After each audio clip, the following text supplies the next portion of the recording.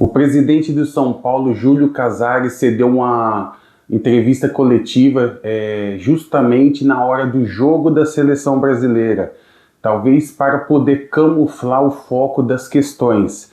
E foi perguntado sobre diversos assuntos, entre eles sobre a contratação do Oscar, se foi positiva, e ele disse que sim, que foi uma contratação responsável, e que a questão da lesão se trata de uma questão esportiva.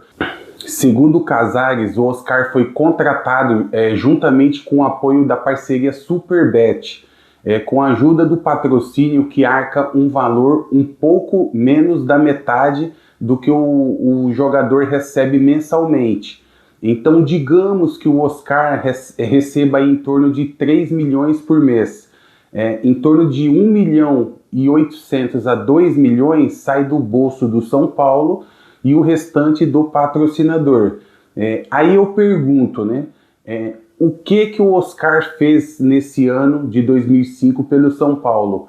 Qual a produtividade que ele entregou ao clube esse ano? Será que essa contratação valeu a pena mesmo? Ou seja, esses dirigentes não aprendem.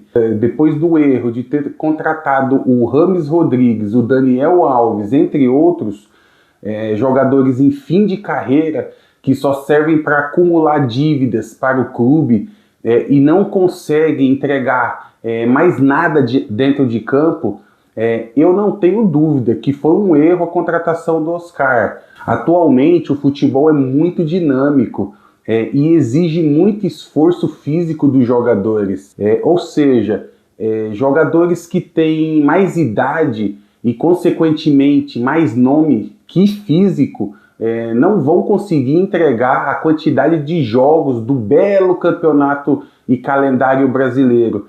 É muito difícil, é um caso ou outro. Como eu falei no outro vídeo, jogadores de renome internacional que querem encerrar suas carreiras, façam isso em outros países como China ou Arábia Saudita. No Brasil não dá. Os clubes brasileiros não têm condições de arcar salários com essa magnitude, exceto, claro, o Palmeiras e o Flamengo, que estão em outro patamar e estão colhendo os frutos do que plantaram já há algum tempo. Ele também foi perguntado por que de tanta demora de aparecer publicamente, se isso tinha a ver com as cobranças da crítica e da torcida, após os fracassos do time. E ele respondeu que não se incomoda com isso e que isso tudo faz parte do futebol. E que o importante é que ele está trazendo transparência a todos. O Casares também falou sobre a divergência que existe entre os membros da diretoria.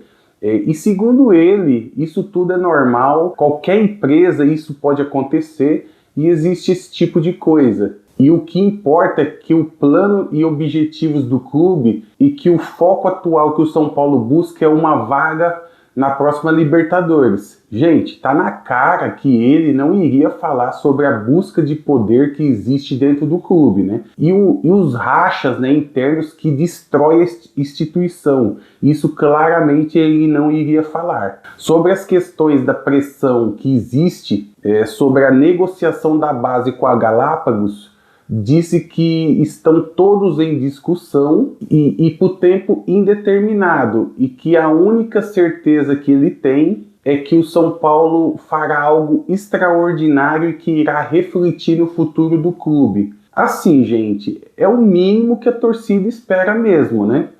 E que esses dirigentes não entreguem para qualquer um o seu único patrimônio, o que o clube ainda tem, que é a sua base. Sobre a questão do excesso de lesões que o clube enfrenta, vejam só, ele disse que é completamente normal, que todos os clubes enfrentam isso, e por incrível que pareça, ele colocou a culpa nos gramados diferentes e no excesso de jogos que o time acaba enfrentando. Aí a pergunta que eu faço é: somente o São Paulo joga em gramados diferentes? E somente o São Paulo tem um calendário muito apertado? E os outros clubes não? Eu discordo plenamente quando ele fala que todos os clubes enfrentam esse tipo de coisa, as contusões dos atletas, porque igual o São Paulo não existe. Há muitos anos o São Paulo vem sofrendo um absurdo com questões de lesões e o elenco nunca consegue jogar com o time titular. A torcida precisa saber de fato o que acontece no São Paulo, pois é um clube com mais contusões de jogadores já há alguns anos. E agora um assunto bem importante da entrevista, ele foi perguntado se o torcedor pode confiar de fato que o São Paulo está no caminho certo. E segundo ele, falou que sim, que será divulgado logo logo um boletim econômico com as condições atuais da dívida do São Paulo. E que, segundo ele, esse ano, com o trabalho do FIDIC, a dívida baixou em 57 milhões. Segundo ele, disse também que o São Paulo precisa fazer alguns sacrifícios para poder equilibrar e balancear a sua questão financeira. Por exemplo, vendendo jogadores da base, que isso faz parte do processo para poder estabilizar a dívida e trazer o clube de volta. Eu discordo plenamente, tá?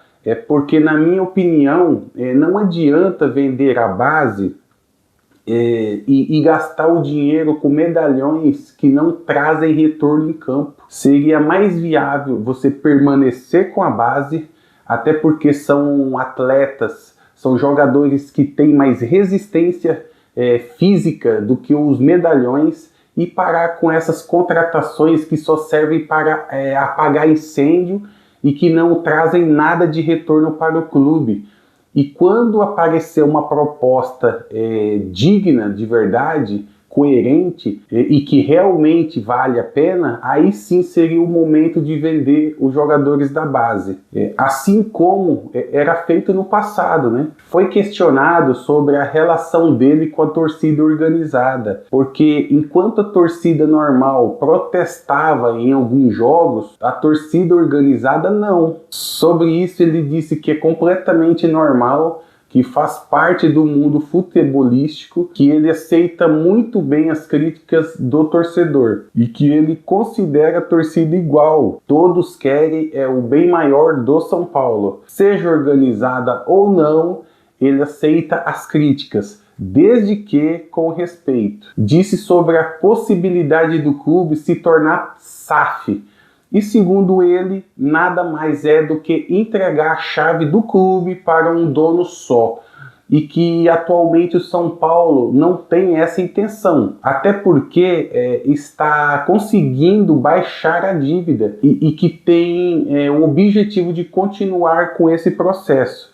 Ele também falou da permanência do Carlos Belmonte como diretor de futebol do São Paulo. E disse que não pode garantir nada. Porém, o que ele garante é que terá sempre diálogo, sempre entre os membros da comissão, conversa firme e papo reto, sempre a prol dos mesmos objetivos. E para fechar, em relação ao elenco atual, o Casares disse que pretende permanecer sim com todos os jogadores, inclusive com o Luciano, que foi cogitado no futebol árabe, e também a permanência do Lucas e do Oscar, e pretende manter todo o elenco. Em relação às contratações, no momento não há nada, até porque a janela está fechada, mas se caso aparecer qualquer coisa, qualquer proposta, eles irão discutir. É isso, galera, tá aí as partes mais importantes da coletiva do presidente do São Paulo.